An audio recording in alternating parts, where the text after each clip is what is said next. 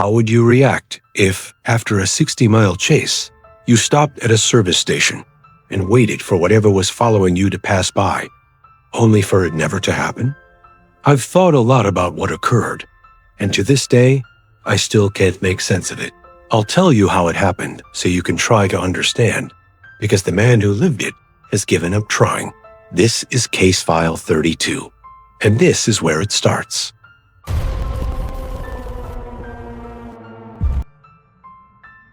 The truck had been behind me since the junction at mile marker 58. I noticed it the way you notice things on a night run, gradually, without deciding to. It was just there in my mirror. A set of headlights at a fixed distance, the outline of a cab and a trailer, visible in the reflected glow of my own lights. Another truck on the same road heading the same direction. Nothing unusual about that. What was unusual was the distance. 40 miles, and it hadn't changed. Not closer, not further. Locked in at the same fixed point behind my trailer, like something was measuring it and making corrections I couldn't detect. I sped up on a clear stretch. The distance held. I eased off on a downhill grade. The distance held. Truckers don't drive like that. You fall back when you're tired. You push forward when you're making time. You adjust constantly because the road adjusts constantly. You don't hold a perfect fixed distance for 40 miles without a single variation. I got on the CB, Channel 19, the standard.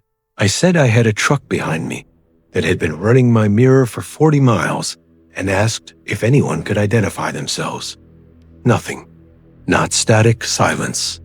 The specific silence of a frequency that's open and empty. I tried again. Same result. I switched to the State Patrol frequency and reported the situation. Gave my location, my direction, my speed. Described the truck behind me. Dark cab. No visible company markings. Running lights on, but no headlights on high beam. Standard trailer configuration. I read the plate as best I could from the distance. Partial, but enough letters and numbers to work with. The dispatcher acknowledged and told me to proceed to the next truck stop, approximately 12 miles ahead, and wait for a unit. I said copy and kept driving. The truck behind me kept its distance for the next 11 miles.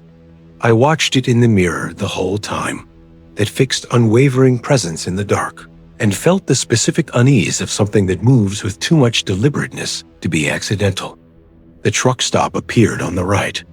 I signaled and pulled in, moving to the far end of the lot where I'd have a clear view of the highway. I sat there with my hazards off and my lights low and watched the road. The truck didn't pass. I waited 5 minutes, 10. The highway was empty in both directions. The occasional car, but nothing matching what had been behind me for 40 miles. I pulled forward to get a clearer angle on the road in both directions. Nothing. No truck pulling away in the distance. No taillights fading into the dark. Just empty highway and the low hum of the truck stop behind me. I got back on the patrol frequency. I told the dispatcher I was at the truck stop as instructed and that the vehicle had not passed and had not pulled in. I asked for an update on the unit they were sending. The dispatcher asked me to repeat my previous call. I said I'd reported a vehicle following me 40 minutes ago and had been directed to pull over and wait. She said she had no record of that call. I sat there with the radio in my hand and felt something shift in the center of my chest. I told her I had spoken to a dispatcher on this frequency less than 15 minutes ago, that I had given my location, my direction, a description of the vehicle, a partial plate, that I had been told to proceed to the next truck stop. She said there was no record of any call matching that description on that frequency that night. Her voice was professional, not disbelieving exactly. The tone of someone reading from what's in front of them and finding nothing. I gave her the partial plate again, asked her to run it anyway. She said she'd try with what I had and to stand by. I sat in that lot and looked at the highway and thought about 40 miles of perfect fixed distance, about a CB frequency that had been completely silent when I called on it, about a dispatcher who had no record of a call I had made 15 minutes ago on a recorded frequency. My phone rang. The callback came faster than I expected. The dispatcher's voice was different this time. Not careful exactly. Slower. The way someone sounds when they're looking at something on a screen and taking a moment to decide how to say it. She said the partial plate had come back as a possible match for a vehicle in the state database. I asked what vehicle. She said a commercial truck. Dark cab, no company markings, standard trailer configuration. I said that matched what I'd seen. She went quiet for a moment. Then she said the vehicle had been involved in a fatal accident 5 years ago. The truck had jackknifed on a wet highway and gone through the median barrier. The driver had died at the scene. The truck had been declared a total loss and removed from the road. I asked where the accident had happened. She said Route 9 westbound. I was on Route 9 westbound. I asked what mile marker. She said mile marker 61. I had passed mile marker 61 3 miles after the junction, where I first noticed the truck behind me. I sat there in that lot for a long time without saying anything. The highway in front of me was empty and dark and completely still. No movement, no lights, nothing that had any business being there and wasn't. I finally asked the dispatcher about the first call, whether there was any possibility it hadn't been logged, whether the system ever lost calls. She said the frequency was recorded automatically. Every transmission. If a call had been made, it would be in the system. I thanked her and put the radio down. I've thought about that first call every day since. The dispatcher who answered, who acknowledged my location and description and plate, and told me to pull into the next truck stop and wait. The voice that was calm and professional, and completely present on a frequency that apparently received no transmission that night. I've thought about what answered when I keyed that mic, and I've thought about the truck behind me for 40 miles. The one that never passed, never pulled in, never appeared on any camera or any record, or any system that tracks what moves on that highway at night. 5 years dead, and still running the same road, still holding the same distance, like it was waiting for the right truck to follow all the way to the end of a route it never finished. I don't know if I was the right truck. I don't know if the next driver who calls in a vehicle following him on Route 9 westbound will get a real dispatcher, or whatever answered my first call. The frequency is recorded automatically. Every transmission. If a call had been made, it would be in the system. But something answered that first call. Something that knew the protocol. Knew to acknowledge the location, the description, the partial plate. Knew to give a plausible instruction. Pull over, wait for a unit that would get him off the road before anyone else could see what was behind him. Something that needed him to stop watching the mirror. Think about that sequence. 40 miles of perfect distance. A CB call that left no record. A dispatcher with no memory of a transmission that he made on a recorded frequency. Whatever was behind him wasn't just following. It was managing the situation. And the first thing it did, before anything else, was make sure no one official was going to intercept it. The truck has been dead for 5 years, but it knew exactly how the system worked, which means it's been doing this long enough to learn. I parked at 1:47 a.m. I know the exact time because I logged it. That's the first thing I want to be clear about. I am methodical. I have been driving long haul for 14 years, and I document everything. Fuel stops, rest stops, mileage, times. It's not personality. It's survival. When something goes wrong on the road, the only thing that protects you is your own record of what happened and when. I logged the time. I logged the location. I logged the row and the spot number the way I always do. Row C spot 11. Rest area off Route 78, just past the Missouri border. I killed the engine and climbed into the sleeper at 1:52. The rest area was quiet. 3 other trucks parked at the far end of the lot, all of them dark, all of them still. No cars, no movement, no sound except the wind moving across the flat open land on both sides of the highway. I pulled the curtain and lay down and was asleep faster than I expected. What woke me wasn't a sound. It was the light. Wrong angle. Coming through the curtain from the wrong direction, hitting the wall of the sleeper in a way that told me, before I was fully conscious, that something about the cab's position relative to the lot lights had changed. I lay still for a moment and felt it. The specific wrongness of a familiar space that has been shifted without explanation. Not dramatic. Not obvious. Just slightly, undeniably off. I pulled the curtain back. The lot looked different through the windshield. The angle to the main building was wrong. The other trucks were in a different position relative to mine. Not dramatically, but enough.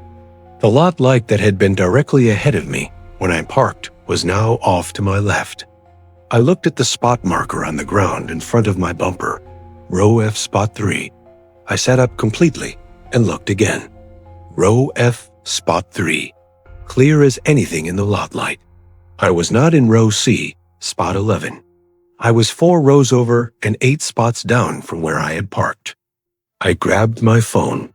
4:23 a.m. I had been asleep for 2.5 hours. I pulled up the log on my phone where I had entered the parking spot. Row C, spot 11. I'm stamped 1:52 a.m. I looked at the spot marker in front of my bumper again.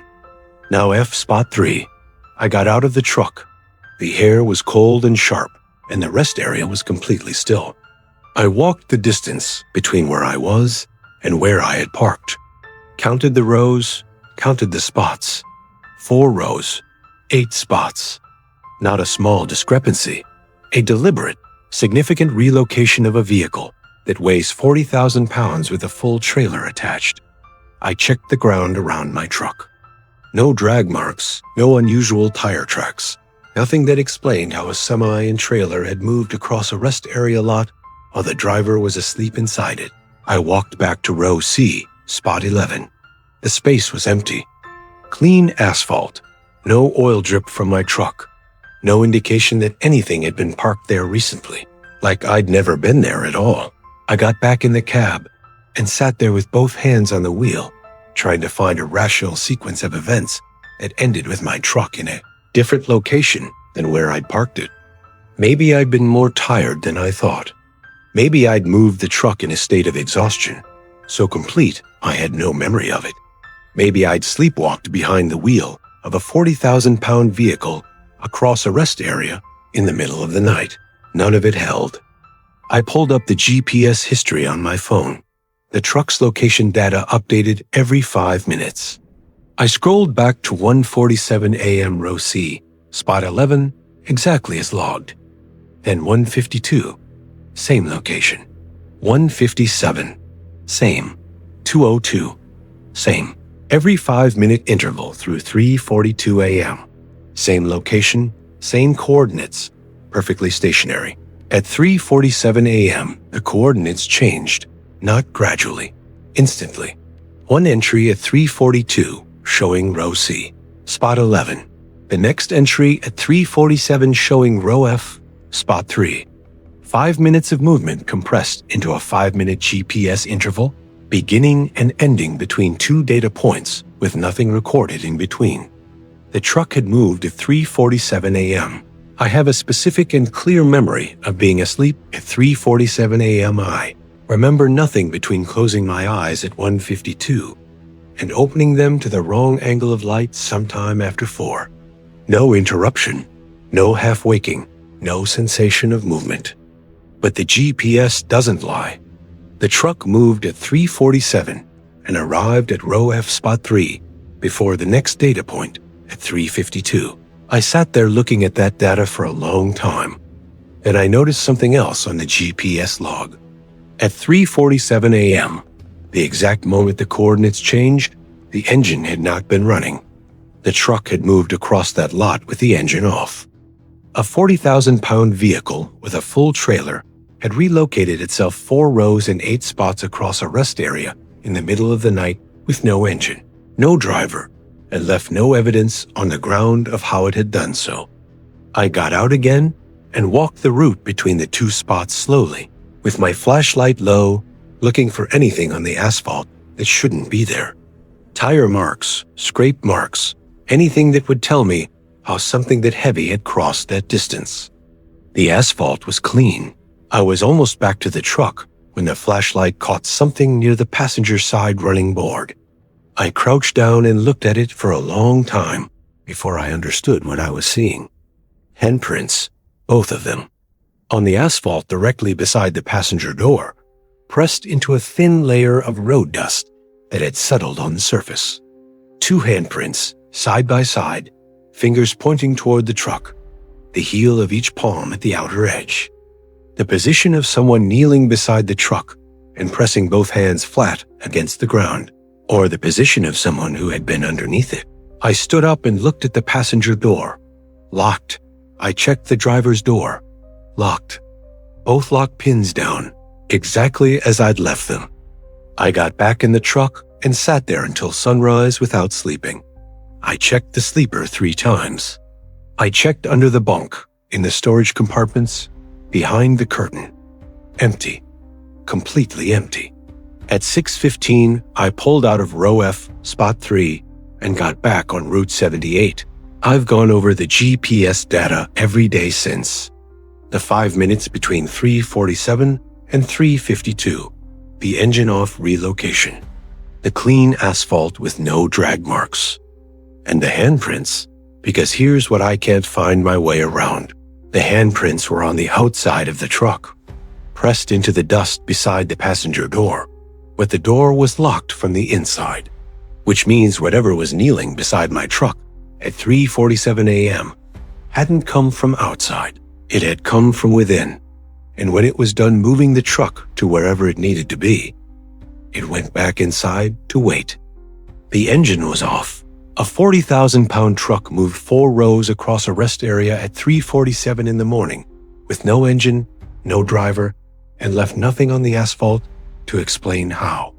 But it left the handprints outside, pressed into the dust beside a door locked from the inside, which means whatever made them didn't come from the parking lot.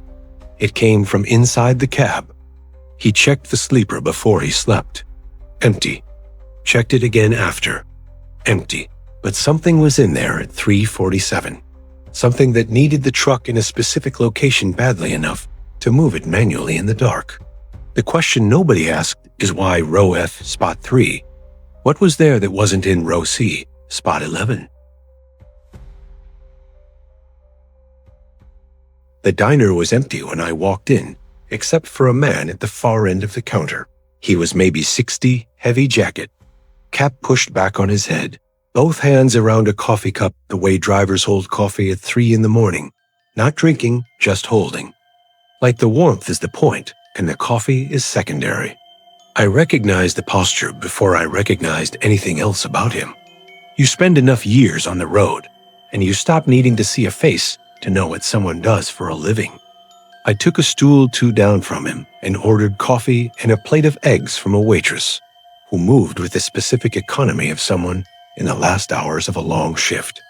He looked over when I sat down, nodded once. I nodded back. That's how it starts with truckers. You don't introduce yourself. You don't explain where you're going or where you've been. You just acknowledge each other, the way people acknowledge each other when they're both doing something hard in the middle of the night. And words aren't necessary yet. The words came about 10 minutes later when he asked what I was hauling. I told him. He told me he was running refrigerated goods east, had been on the road since 4 in the afternoon, was stopping here until 5 when the worst of the overnight fatigue window passed. Standard conversation. The kind you've had 100 times at 100 counters, exactly like this one. But he was good company in the way that some people are good company without trying. Easy to talk to, unhurried, the kind of man who listens when you speak instead of just waiting for his turn. We talked about routes and road conditions and the construction outside Memphis that had cost both of us 40 minutes on different nights.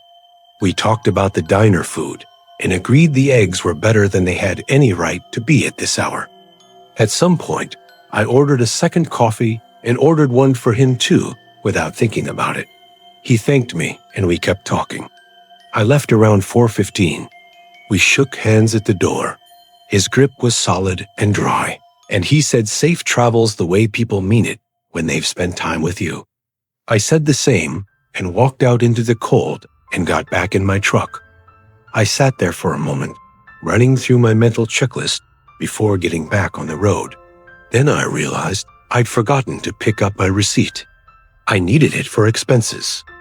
I went back inside. The diner was empty. Not just the counter, the whole place. Every stool, every booth, every table.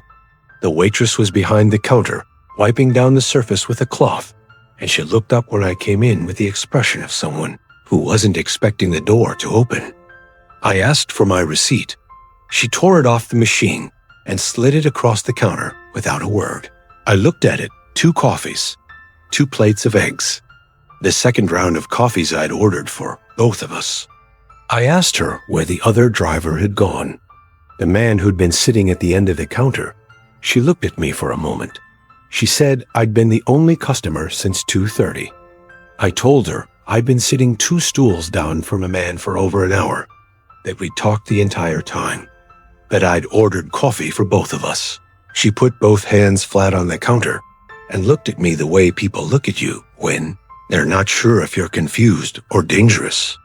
She said there had been no one else at the counter, that she'd been on shift since midnight, and I was the only customer who'd come in after 2. I stood there holding the receipt and felt the floor shift under me slightly. I asked about the cameras, whether the diner had security cameras. She pointed to a corner mount above the register. I asked if I could see the footage from the last hour. She called the manager. He came out from the back, looking unhappy about it, but he pulled up the footage on a laptop behind the counter and turned it toward me. I watched myself walk in at 3:15. Sit down, order, eat. Alone. The stool at the end of the counter was empty the entire time. No one sat down, no one ordered. No one held a coffee cup with both hands and talked about road conditions and Memphis construction. The footage showed me eating in silence, occasionally turning slightly to my left, as if responding to someone, occasionally nodding. Talking to an empty stool for over an hour. The manager asked if I was all right. I didn't answer. I watched the footage specifically the moment I ordered the second round. On the screen, I saw myself holding up 2 fingers to the waitress, 2 coffees. She poured both and slid them across the counter. They sat there in front of me. I went up to the counter, and they were still there. 2 empty cups, yet I didn't remember drinking the second one. I took my receipt and left without saying another word. I sat in my truck for a long time in the dark parking lot, thinking about the handshake at the door. Firm, dry, and completely real. Thinking about an hour of conversation that had felt more present and concrete than most conversations I have with people I can actually see. Thinking about a man who listened when you spoke, instead of just waiting for his turn. I don't know what that was, but it was real. I felt the handshake, and that's something you don't forget. Sometimes I think we're in a parallel reality that for some reason opens up for brief moments and then closes again. Because I have no other explanation for what I experienced that night. He didn't remember drinking the second cup, but it was empty, and his hand had ordered it, and his voice had thanked someone for it. For over an hour, the footage showed him talking, nodding, responding to an empty stool, completely present in a conversation that wasn't happening, or was happening somewhere the camera couldn't reach. The handshake is what stays. Firm, dry, the grip of someone who had spent decades behind a wheel. Whatever sat at that counter wasn't vague or transparent. It was indistinguishable from a person, which means it has been doing this long enough to get every detail right. It wasn't there for the coffee. It was there for the company.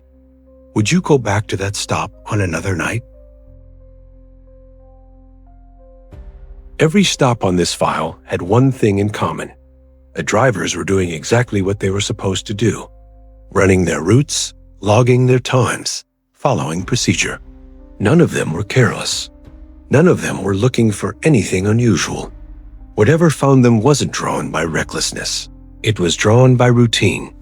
A truck running the same road at the same hour. A rest area at 3:47 in the morning. A diner counter at 4:15 where a tired driver sits down and orders coffee and doesn't think twice about the man already there. These are the moments the road uses. Not the dramatic ones, the ordinary ones. The ones where your guard is down because nothing has given you a reason to raise it yet. By the time any of these drivers understood what was happening, it was already done. If these case files are following you into the dark, subscribe and turn on notifications. New files every week. 2 more videos are on the final screen. Both involve drivers who thought they understood what was on the road with them. They didn't. I'm Morrigan. The next time you sit down at a counter at 4 in the morning and someone's already there, notice if they order anything and notice if they finish it.